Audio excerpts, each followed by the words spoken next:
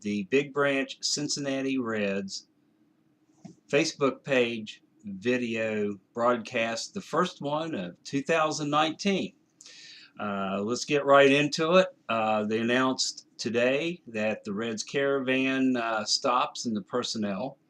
I'm looking forward to trying to be in Huntington on the 18th. Jesse Winker, Phil Irvin, David Bell, the new manager, Phil Castellini, the COO, and all we're going to be there, Mr. Red, the mascot. But I'm going to try like Hades to get there because the main man, in my opinion, is going to be Corky Miller. Yes, the legendary Corky Miller will be in Huntington on the 18th. So next Friday, like I said, I'm really trying to, or week from Friday, I'm going to really try to be there.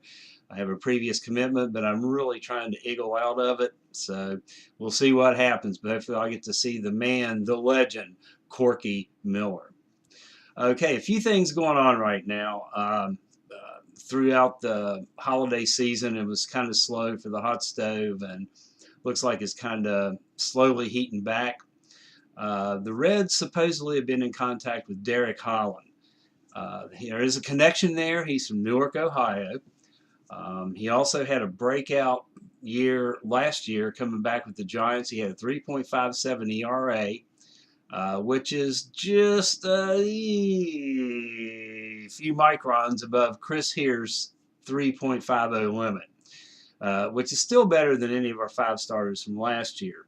He had a 3.87 FIP that was good as well as his ERA.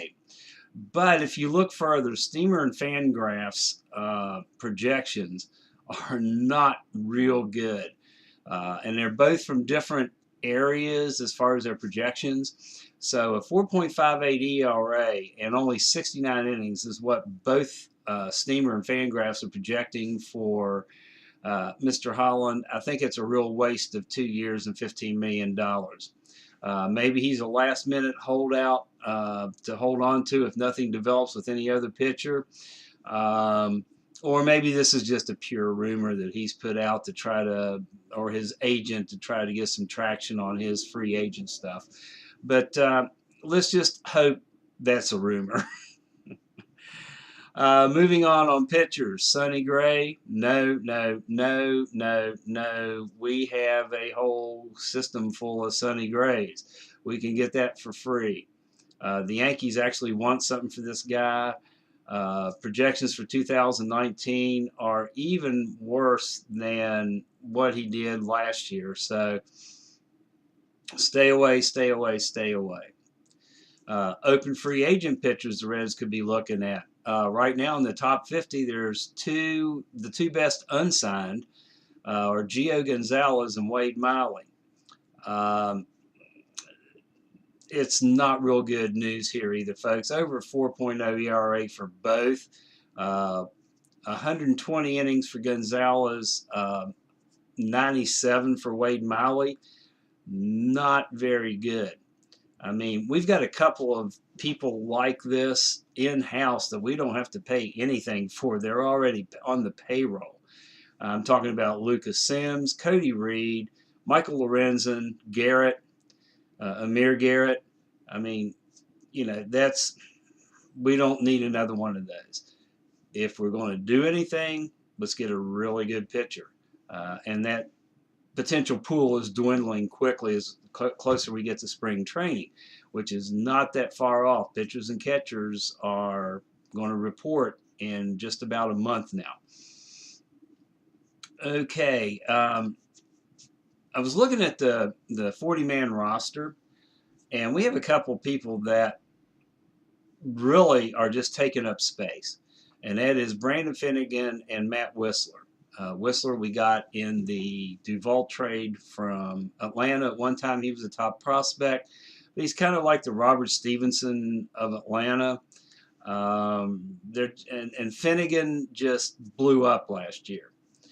When they go into spring training, give them one last look and goodbye if they're not MLB ready and ready to contribute to at least a 500 team. Also, Stevenson, Bob Steve is right now, he's off the radar. And most people inside the Reds organization actually admit that.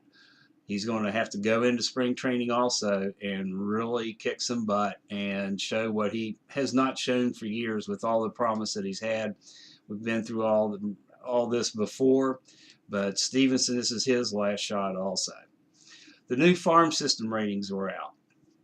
The Reds have moved up from 9th and 10th, depending on who you listened to last year. Even with Tanner Rainey gone as one of the top prospects, we are now 6th with Bleacher Report and 7th with a couple of the other rating agencies, Baseball Prospectus and a couple of others.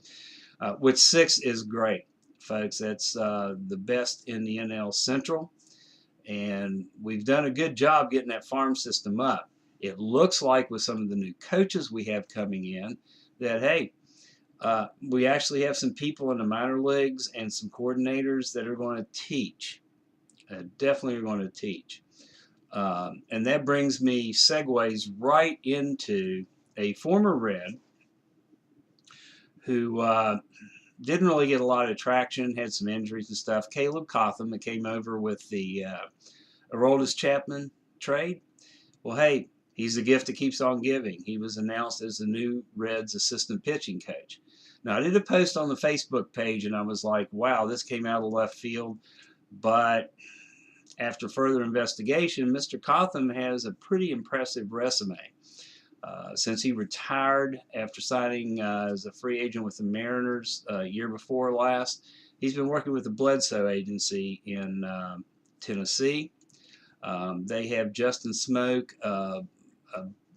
Tony Cingrani, another former Red, and a bunch of people in their stable. But not only do they do agent work, of which Mr. Cotham is now a registered agent and our new assistant pitching coach, but they also work with pitchers and players, and especially Cotham develops pitchers. That was his job. Now he's with the Reds, so he definitely has a good background. And as a matter of fact, the Philadelphia Phillies have a pitcher that they drafted in the first round that wasn't doing squat, and Cotham helped develop him, and he gave him credit for a 1.26 ERA in 125 innings in Double-A last year, which was the first time he had gotten out of rookie ball in 2 years. So this guy's tearing it up, and he says Cotham helped him. So it looks like the Reds may have a sleeper here. And again, the gift that keeps on giving. Maybe this will turn out to be the best return in the old terrible Aroldis Chapman trade. Right now, I want to explicate on my January 2nd post on Facebook, on the Facebook page. With a rotation of Wood, Rourke, Castillo, DeSclafani, and a 0 wins above replacement, WAR 5th starter. We are 8 to 10 wins better than last year, just on the pitching, with all things being equal. With offense and improving and everything else, we're looking at about 10 to 12 different 10 to 12 wins above average. Right now, the lineup we put on the field, the 8 guys that are field players, are all above average on base percentage, top to bottom. And we're looking at that point with that good of an offense. And if everyone has the same year as last year, we're looking at anywhere from 78 to 85 wins. Now, the thing here with the farm system that we have, the problem the Reds are going to have here in the next year to 4 years is all these guys coming up. And we have a lot of top draft picks, a lot of guys that are developing, that are showing a major league gusto, so to speak. This year, besides Senzel, we have Tony Santillan and Gutierrez, both pitchers, that are coming up late, projected to easily come up in late 2019. That's August or September call-ups. They will get their shot. They will be at Louisville this year. Both of them should do very, very well. So here we have 3 players inserted into that 25 and 40 man. We have 5 slated for 2020, and that's Taylor Trammell, Jonathan India, Shed Long, and Jose Siri. And more than that slated for 2021, including TJ Friedel, and a bunch of other guys that are coming up that will be contributing to the Major League Club.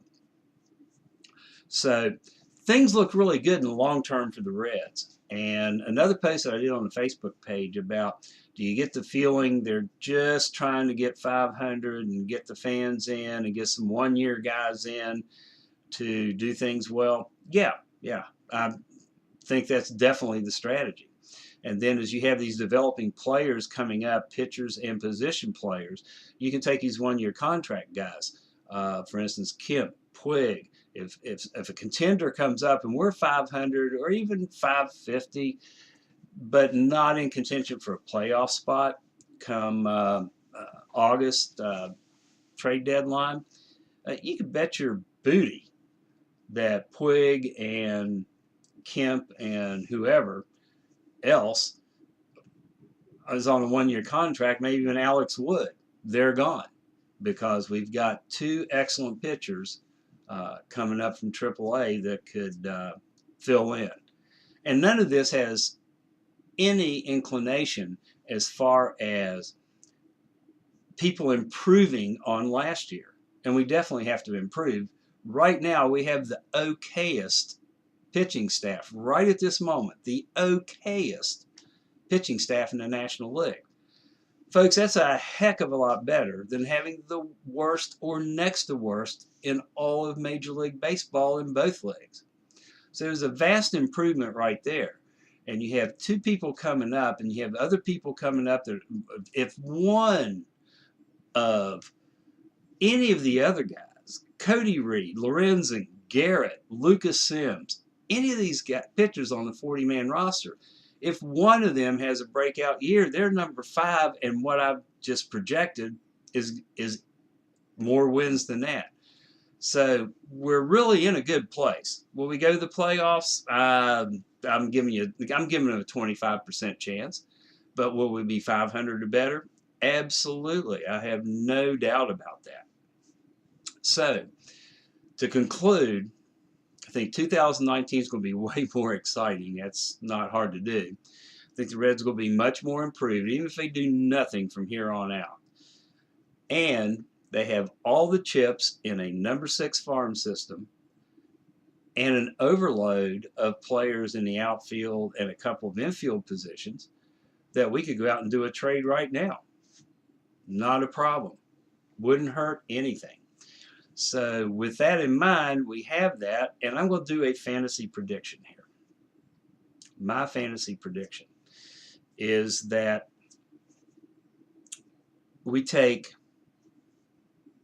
Kemp and Scooter Gennett, sign him to a 1 or 2 year, which would be easy in Kemp's case, harder in Gennett's, 1 or 2 year extension, and trade them to a team that needs a second baseman that can hit, so that they can move their stopgap second baseman to third, and is definitely in need of outfield help. And don't forget, Matt Kemp was on the All-Star team last year. Matt Kemp is projected to hit 278 to 291 in 2019. Power about the same, to have the same years, about the same years last year, only a little higher average at the end of the year. And you know, that's very solid outfielder right there, folks, if you make an all-star team, which he did last year. So we trade Gennett and Kemp to Cleveland for Bauer or Kluber. Now, neither one of these two are exactly what they're cranked up to be, the greatest and all this, and neither one of them will be in the Hall of Fame, so let's just forget the hype. But they are good, solid pitchers that are going to make a 15 to 17 win difference by themselves in the Reds rotation. Think about that for a moment. That's absolutely astounding. And hey, if Cleveland wants something else, we can throw a Stevenson or a Finnegan or Jackson Stevens or Curie Mella or hell, all four of them. They're not going to be on our 40-man roster out of spring training anyway. Let them have them all. If they think they're all good reclamation projects, especially Bob Steve, then hey, throw them in.